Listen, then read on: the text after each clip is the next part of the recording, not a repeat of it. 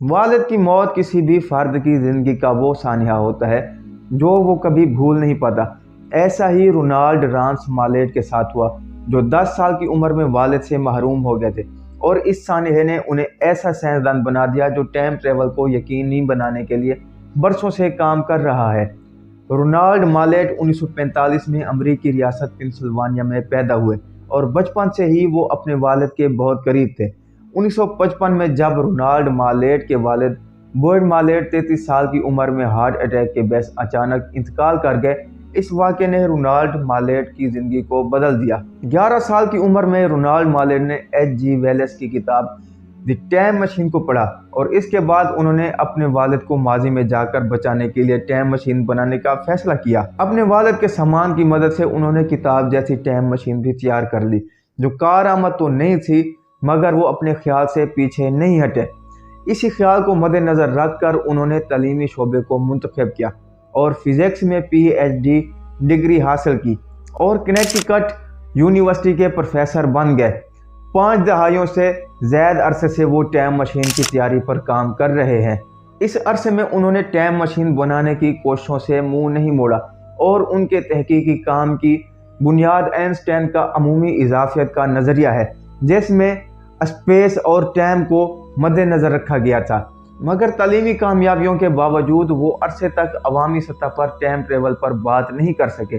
1990 की दहाई के वस्त में जब मुख्तलिफ हल्कों की जानिब से टाइम ट्रेवल के इम्कानात पर बात होने लगी, तो रोनाल्ड मालेट को महसूस हुआ कि अब वो अपने काम पर बात कर सकते हैं। उनका कहना है कि अगर कशिश शकल वक्त पर असर अंदाज होता है और रोशनी कसरत से शक्ल बना सकती है, तो रोशनी वक्त पर भी असर अंदाज हो सकती है और इसे बदल सकती है। उनके ख्याल में रोटेटिंग ब्लैक होल्स कसरत से शक्ल का एक ऐसा मैदान तैयार करते हैं जिससे टाइम लूप बनता है और इससे आप माजी में जा सकते हैं। आम ब्लैक होल के बरक्स रोटेटिंग ब्लैक होल या वार्म होल एक सुरंग की तरह होते हैं जिनके 2 दहाने होते हैं। फिलहाल साइंसदानों का तो यही मानना है।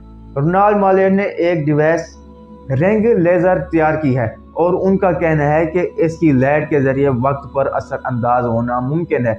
उन्होंने कहा कि आइंस्टाइन के नज़रिए के मुताबिक स्पेस और टाइम एक दूसरे से जुड़े हैं और इसी वजह से इसे स्पेस टाइम कहा जाता है।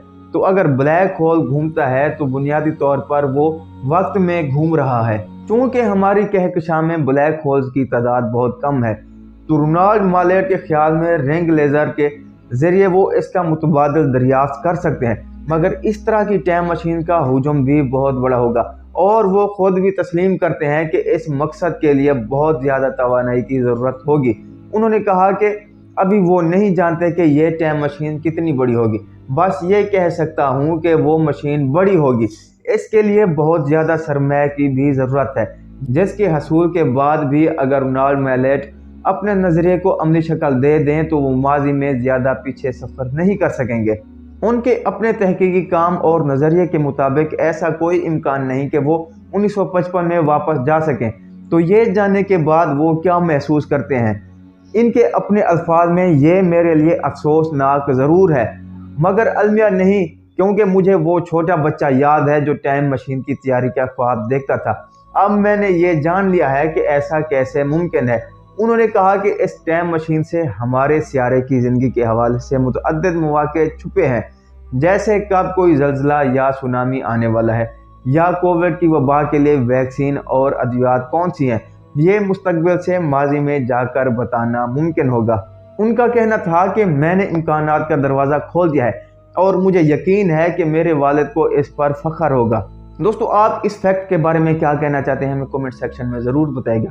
अगर आप इस तरह के फैक्ट जानना चाहते हैं तो हमारे चैनल को सब्सक्राइब करें और वीडियो को ज़्यादा से ज़्यादा लाइक करें। मिलते हैं एक और अच्छी वीडियो में, तब तक नहीं इजाज़त।